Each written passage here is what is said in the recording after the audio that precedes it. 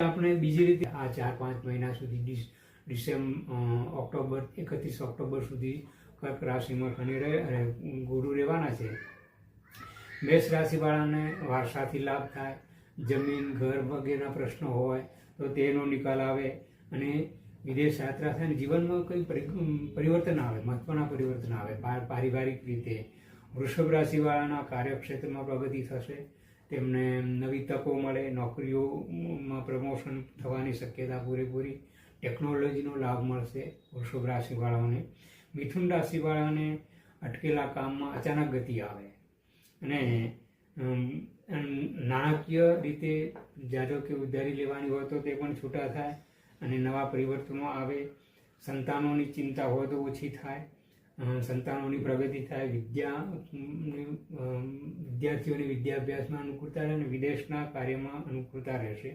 કર્ક રાશિવાળાને સૌથી વધારે સારો ફળ મળશે, આરોગ્ય સુધરે, અંધારી તકો મળે, વિદ્યાર્થીઓ માટે બહુ સારું કહી શકાય.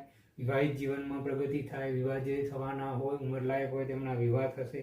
લાંબી મુસાફરી જેને કહેવાય વિદેશના વગેરે આરોગ્ય માટે સૌથી સારું રહેશે અને માંગલિક કાર્ય થશે જે કર્ક રાશિવાળાને ઈચ્છાઓ પૂરી થવાની શક્યતા.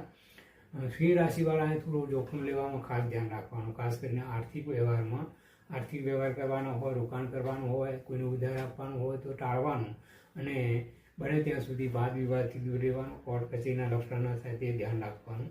કન્યા રાશિવાળા માટે બહુ સરસ છે, પ્રેમ વિવાહના યોગ થઈ શકે, વિદ્યાર્થીઓ માટે બહુ સારું કહી શકાય, શૈક્ષણિક રીતે બહુ પ્રગતિ કરી શકાય, નવા ટેકનોલોજી વિશે જ્ઞાન પ્રાપ્ત થાય, નવું શીખવા મળે અને નાના પ્રવાસો પણ થઈ શકે. અને ઘણી વખત જ્યારે ઉઘરાણી વગેરે બાકી હોય તો તે અટકેલી ઉઘરાણી આવે ને સંતાનોની પ્રગતિ થશે. તુલા રાશિવાળાને જીવનમાં પ્રમોશનની શક્યતા બહુ સારી, જે સરકારી નોકરી હોય કે કોઈ પણ નોકરી હોય તેમના માટે. આવકમાં વધારો થાય, જમીનને લગતા મકાનને લગતા પ્રશ્નો હોય તે હલ થાય, પરિવારમાં પ્રેમ ભાવના વધે અને પરિવારમાં માંગલિક કાર્યોની વૃદ્ધિ થશે. વૃશ્ચિક રાશિવાળાને ભાગ્યનો સાથ મળશે, વિદેશથી લાભ થશે, પ્રમોશન મળવાની શક્યતા, સમાજમાં માન સન્માન વધશે, ભાઈ બહેનોની પ્રગતિ થાય, ભાઈ બહેનોને ઉપયોગી થઈ શકશો તમે અને વિદેશ માટેના જે પ્રયત્નો હશે તેમાં સફળતા મળશે.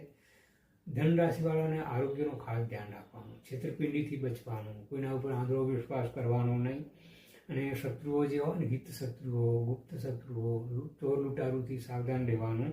અચાનક આર્થિક લાભ થવાની પણ શક્યતા અને આર્થિક ભીંસના પણ શક્યતા છે, તો આર્થિક બાબતમાં બહુ સાવધાની રાખવી પડશે ધન રાશિવાળા.